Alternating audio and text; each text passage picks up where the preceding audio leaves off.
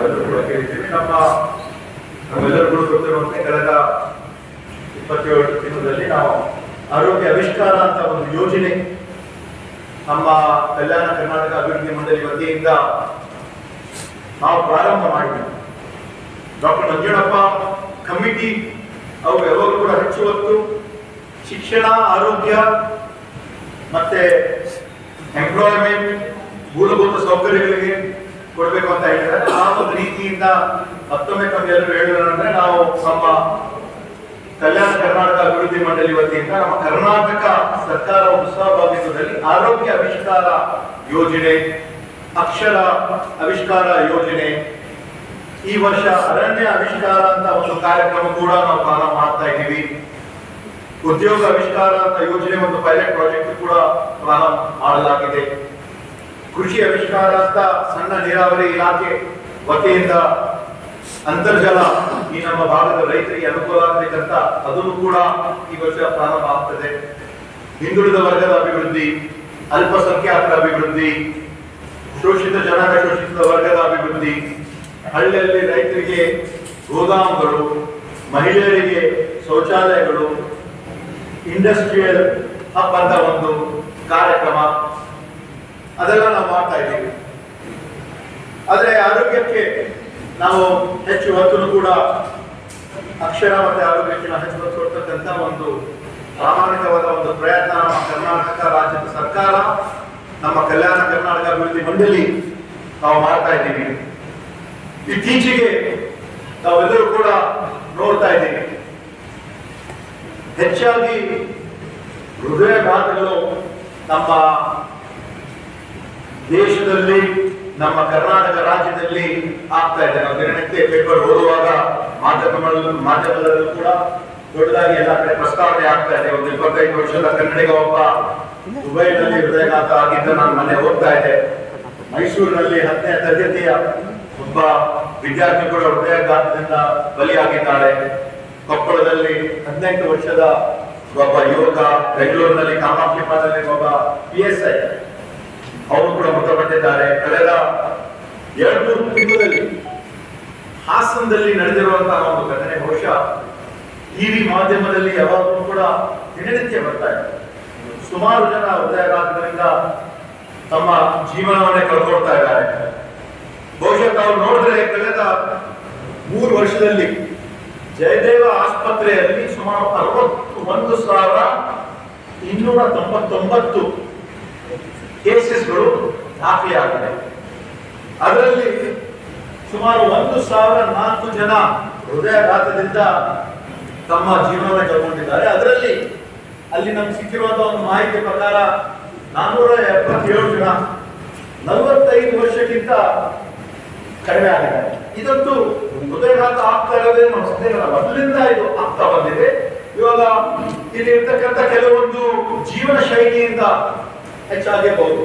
ಇಲ್ಲಿ ಇರ್ತಕ್ಕಂಥ stress related ಇರಬಹುದು, ಫುಡ್ ಹ್ಯಾಬಿಟ್ಸ್ ಇರಬಹುದು, ಲೈಫ್ ಸ್ಟೈಲ್ ಇರಬಹುದು, ಪೊಲ್ಯೂಷನ್ ಇರಬಹುದು, ಬ್ಲಡ್ ಪ್ರೆಷರ್ ಇರಬಹುದು, ಮೆಂಟಲ್ ಪ್ರೆಷರ್ ಇರಬಹುದು, ಒಬಿಸಿಟಿ ಇರಬಹುದು ಅಂತ ಬೇರೆ ಬೇರೆ ಕಾರಣಗಳು ಇರಬಹುದು. ಒಂದೇ ಕಾರಣ ಅಂತ ಬಹಳಷ್ಟು ನಾವು ಸೋಷಿಯಲ್ ಮೀಡಿಯಾದಲ್ಲಿ, ಬೇರೆ ಮೀಡಿಯಾದಲ್ಲಿ ನೋಡ್ತೀವಿ. ಇದೇ ಕಾರಣ ಆಗಿರಬಹುದು, ಬೇರೆ ಅದು ಏನು ನಿಜವಾಗ್ಲೂ ಇರ್ತಕ್ಕಂಥ ಒಂದು ಕಾರಣ ಅಂತ ನಮ್ಗೆ ಇಲ್ಲ. ಆದ್ರೆ ನಮ್ಮ ಸರ್ಕಾರ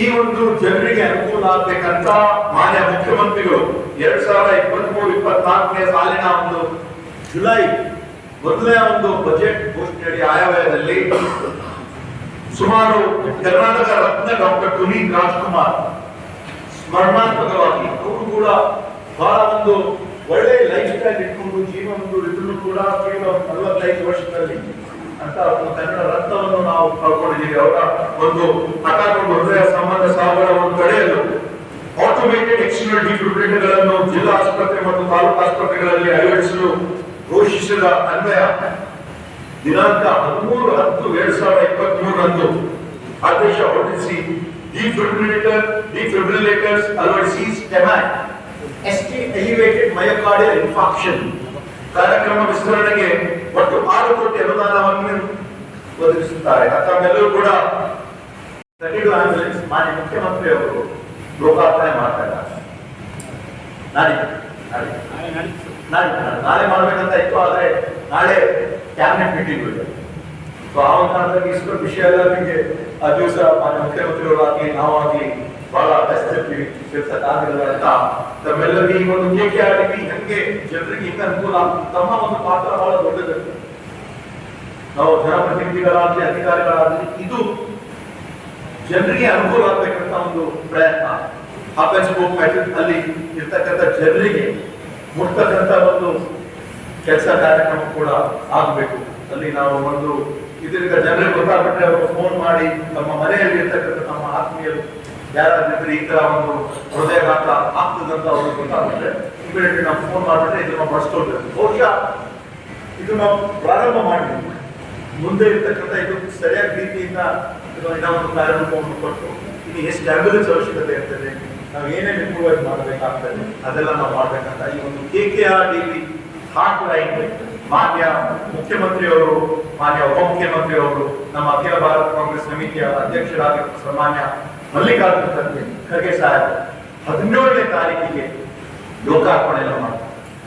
ನಮ್ಮ ಕಲ್ಯಾಣ ಭಾಗದಲ್ಲಿ 49+32 ಅಂದ್ರೆ ಎಷ್ಟಾಗ್ತದೆ? 81 ಆಂಬ್ಯುಲೆನ್ಸ್ ನಾವು ಮಾಡ್ತೀವಿ. ಇನ್ನ ಎಷ್ಟು ಅವಶ್ಯಕತೆ ಇರ್ತದೆ we are openly willing to ಜನರಿಗೆ ಏನು ಅನುಕೂಲ ಆಗ್ತದೆ ಆಂಬ್ಯುಲೆನ್ಸ್ ಅಂತ ಸೇವೆಗಳಿಗೆ ಕಾರ್ಯದರ್ಶಿಗಳು ನಾವು ಮಾತಾಡಿ ಒಂದು CHC ಮಟ್ಟದಲ್ಲಿ ಮಾಡ್ತಕ್ಕಂಥ ಒಂದು ಉದ್ದೇಶ ಇದೆ. ಪ್ರಾರಂಭ ಮಾಡಿ ವಿ ವಿಲ್ ಅಪ್ಡೇಟ್.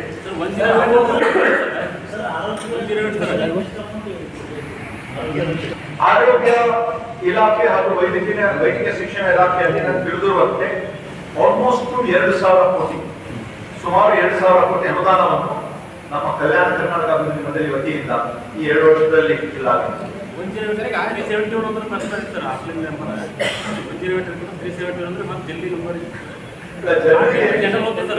ಕನ್ಫ್ಯೂಷನ್ ಆಗ್ತದೆ ಅಂತ ಚರ್ಚೆ.